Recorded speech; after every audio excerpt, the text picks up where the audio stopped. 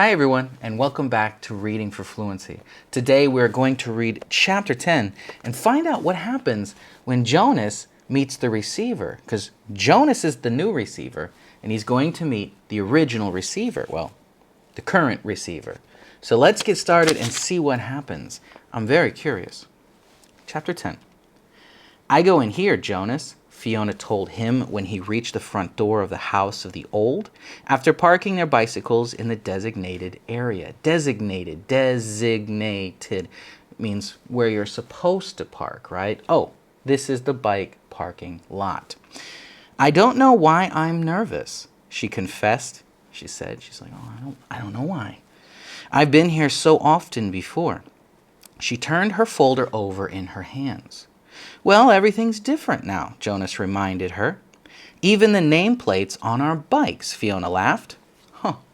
So during the night, the nameplate of each new 12 had been removed by the maintenance crew and replaced with the style that indicated a citizen in training, which means they were children before, but now they're training to be adults, to be real citizens.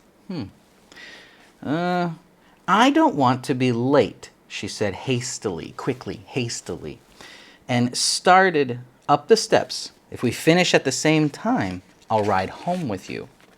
Jonas nodded, waved to her, and headed around to the building towards the annex, a small wing attached to the back. He certainly didn't want to be late for his first day of training either. The annex was very ordinary, so normal. Its door, unremarkable. So just a normal door, nothing special. He reached for the heavy handle, then noticed a buzzer on the wall. So he buzzed instead. Yes, the voice came through a small speaker above the buzzer. It's Jonas. I'm the new, come in. A click indicated, told, that the door had been unlatched, opened. The lobby was very small and contained only a desk at which a female attendant sat working on some papers. She looked up when he entered, then, to his surprise, she stood. It was a small thing, the standing, but no one had ever stood automatically to acknowledge Jonas's presence before. Whoa! So she actually stood up, right? What do you think? Maybe to honor him or to be respectful. Jonas is a big guy now here. Welcome, receiver of memory, she said respectfully. So she respects him because of his job, his position. Oh, please, he replied uncomfortably. Call me Jonas. She smiled, pushed a button, and he heard a click that unlocked the door to her left. You may go right on in, she told him. Then she seemed to notice his discomfort. He was uncomfortable. This is weird. And to realize its origin. No doors in the community were locked, ever. None that Jonas knew of anyways. Oh, so this is the first locked door he's ever seen.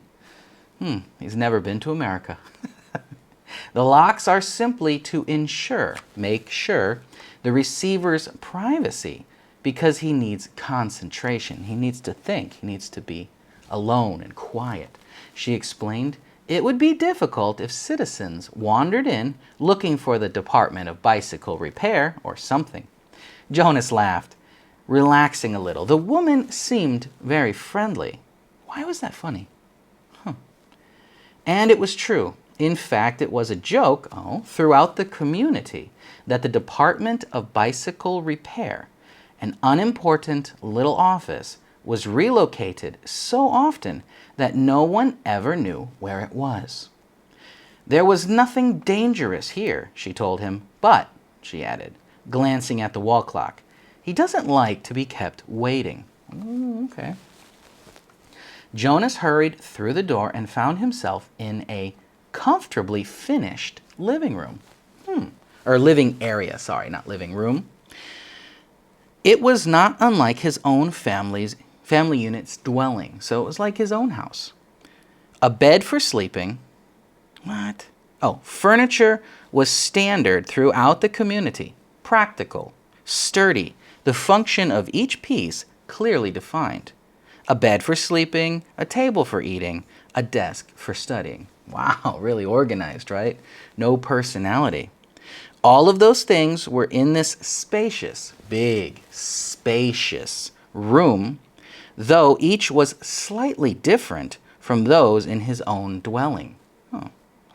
The fabrics on the upholstered chairs, so the chairs weren't just wood, they had fabric like mine does,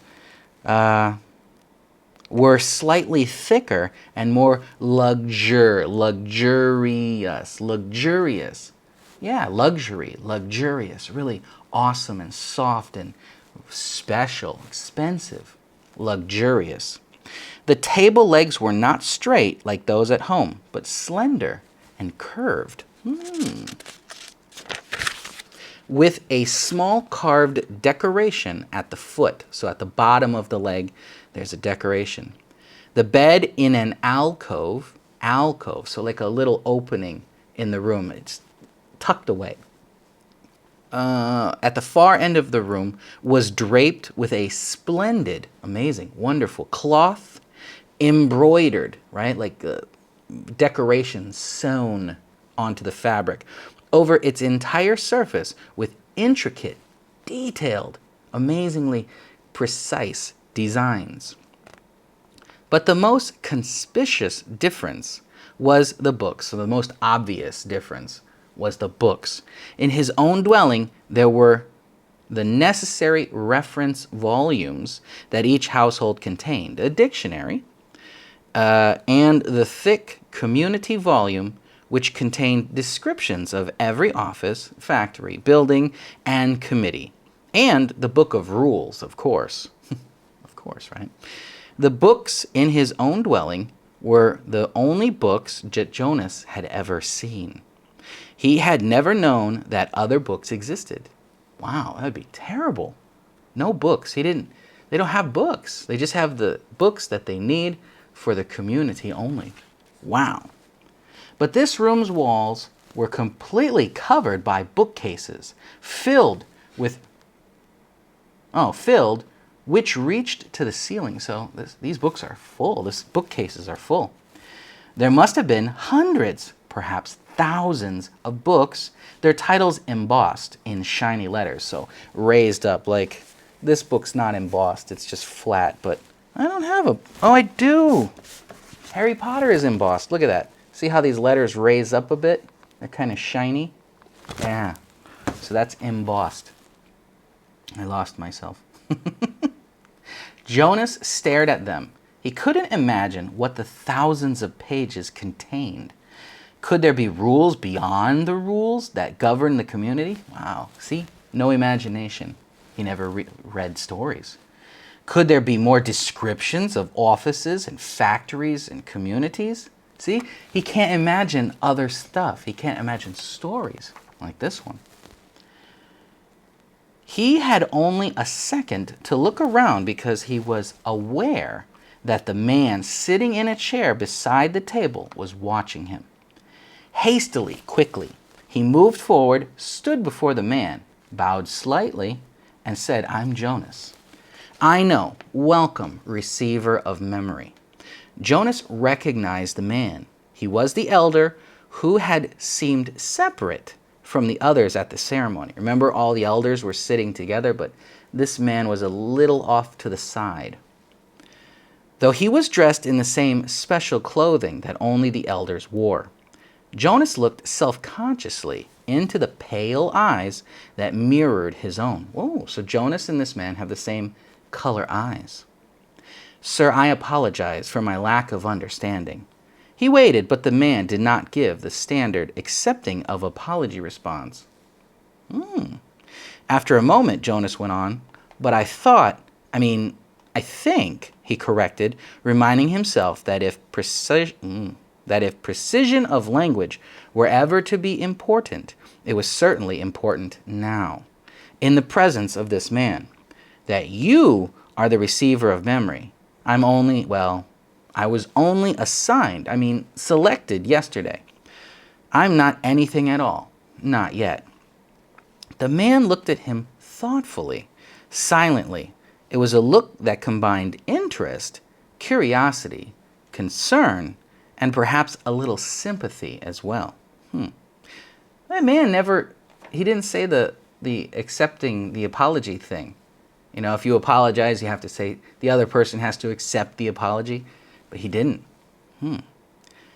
Finally, he spoke. Beginning today, this moment, at least to me, you are the receiver.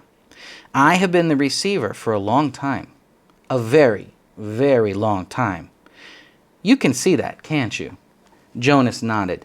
The man was wrinkled, and his eyes, though piercing, like really strong eyes, in their unusual lightness, seemed tired. The flesh around them was darkened into shadowed circles like mine. I can see that you are very old, Jonas responded with respect. The old were always given the highest respect. The man smiled. He touched his sagging flesh on his own face with amusement. I'm not actually as old as I look, he told Jonas. This job has aged me. Whoa, that's kind of scary. I know I look as if I should be scheduled for release very soon, but actually, I have a good deal of time left. Uh-oh. This is the job Jonas is going to do, but it aged the man very quickly. I was pleased, though, when you were selected. It took them a long time. The failure of the previous selection was 10 years ago, and my energy is starting to diminish, like go away. I don't have energy anymore. I'm tired. I need what strength I have remaining for your training. We have hard and painful work to do, you and I. It must be painful for both of them. That's not good. Please sit down, he said, gestured towards the nearby chair. Gestured. He pointed, gestured. Jonas lowered himself on the soft, cushioned seat. The man closed his eyes and continued speaking. When I became a 12, I was selected, as you were. I was frightened, as I'm sure you are. He opened his eyes for a moment and peered at Jonas, who nodded. The eyes closed again. I came to this very room to begin my training. It was such a long time ago. The previous receiver seemed just as old to me as I do to you. He was just as tired as I am today. He sat forward suddenly, his eyes open, and said, You may ask questions. I have so little experience in describing the process. It is forbidden to talk of it. Process for what? I know, sir. I have read the instructions, Jonas said. So I may neglect to make things as clear as I should, the man chuckled. My job is important and has enormous, huge honor. But that does not mean I am perfect. And when I tried before to train a successor, someone who takes over your job. Successor, I failed. Please ask any questions that will help you. In his mind, Jonas had questions, 1,000 questions, 1,000,000 questions, as many questions as there were books lining the walls. But he did not ask one, not yet. The man sighed, seeming to put his thoughts in order. Then he spoke again. Simply stated, he said, although it's not really simple at all, my job is to transmit, to give, to tell to you all the memories I have within me, memories of the past. That's weird. Why did he say transmit memories? Because I can tell you a memory. You know, oh, this is what I did yesterday. But he's going to transmit. We transmit information like with a computer or a message. Transmit. Weird. Sir, Jonas asked tentatively, I would be very interested to hear the story of your life and to listen to your memories. I apologize for interrupting, he added quickly. The man waved his hand impatiently. No apologies in this room. We haven't time. Wow, we don't have much time. Well, Jonas went on uncomfortably, aware that he might be interrupting again. I am really interested. I don't mean that I'm not. but I don't exactly understand why it's so important. I could do some adult job in the community, and in my recreation time, I could come and listen to the stories from your childhood. I'd like that, actually," he added. "I've done that already in the house of the old. The old like to tell about their childhoods, and it's always fun to listen." The man shook his head. "No, no," he said. "I'm not being clear.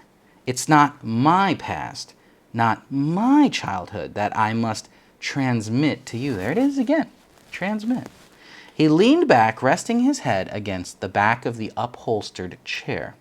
"It's the memories of the whole world." "What?" he said with a sigh.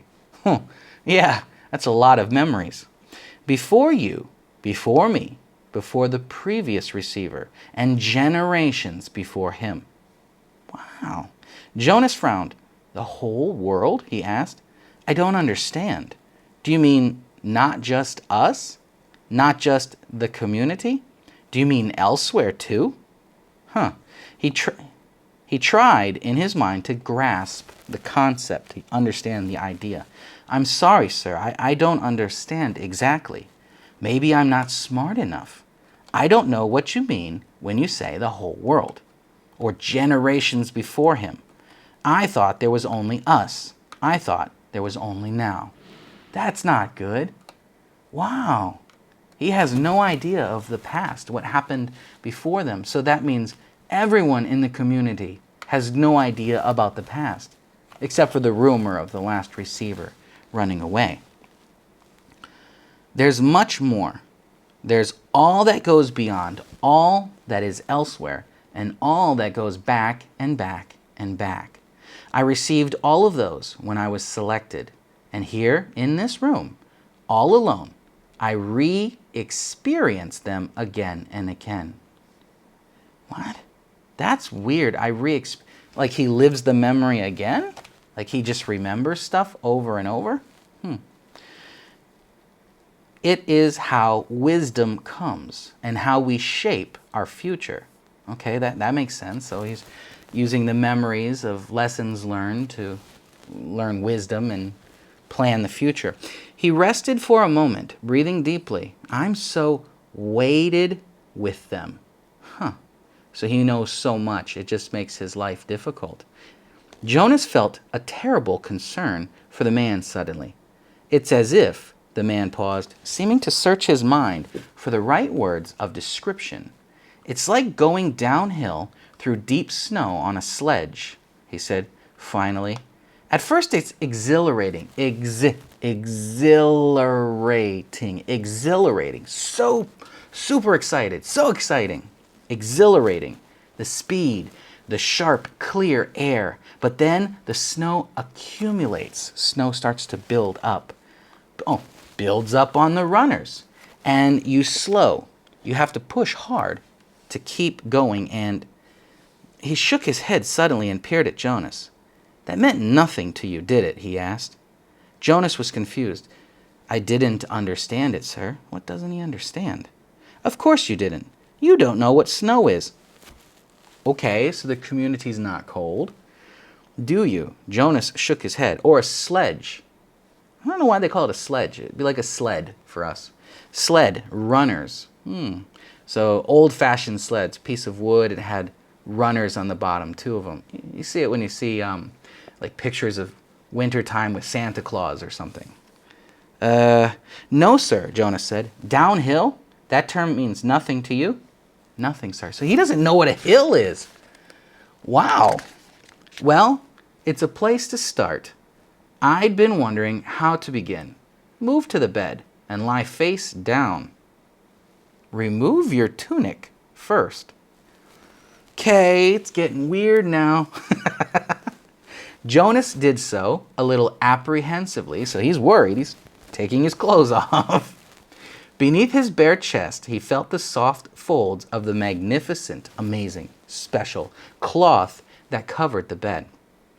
He watched as the man rose, keep your clothes on, and moved first to the wall where the speaker was. It was the same sort of speaker that occupied a place in every dwelling, but one thing about it was different. This one had a switch which the man deftly snapped to the end that said off. Oh, so they have speakers in their houses, but you can't turn them off. This one turns off.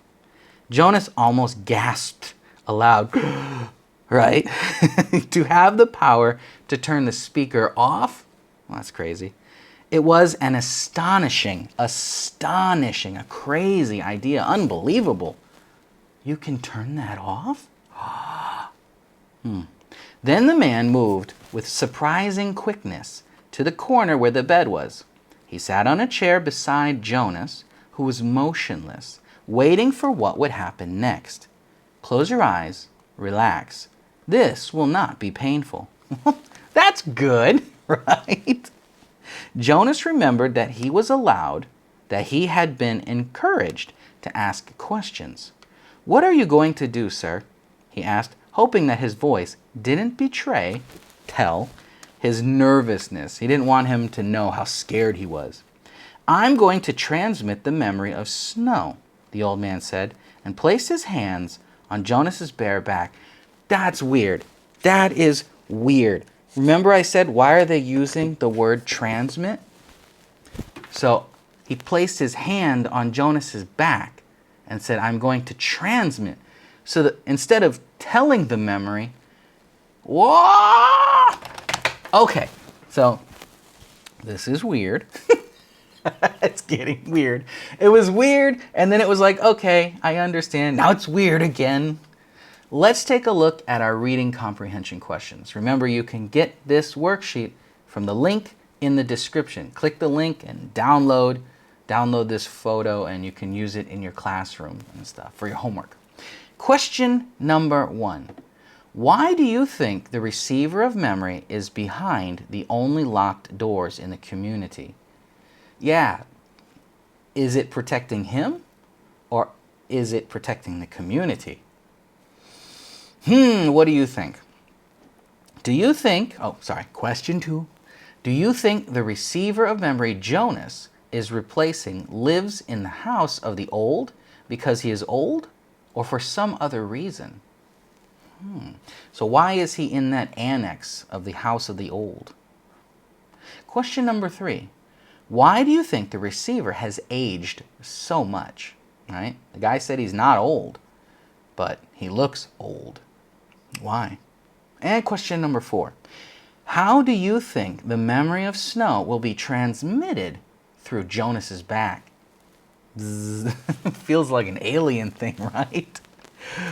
What is he going to do? Is he a robot? I don't understand. What do you think is going to happen? Now remember, you can leave your comments down below in a comment for me so I can see what your answers are, or write these down on the worksheet and give it to your teacher. I will see you for chapter 11 because we have to find out what's next, and I might actually read it right now. I'm curious. I'll make the video. Don't worry. I'll make the video while I read it, but I might not wait a day.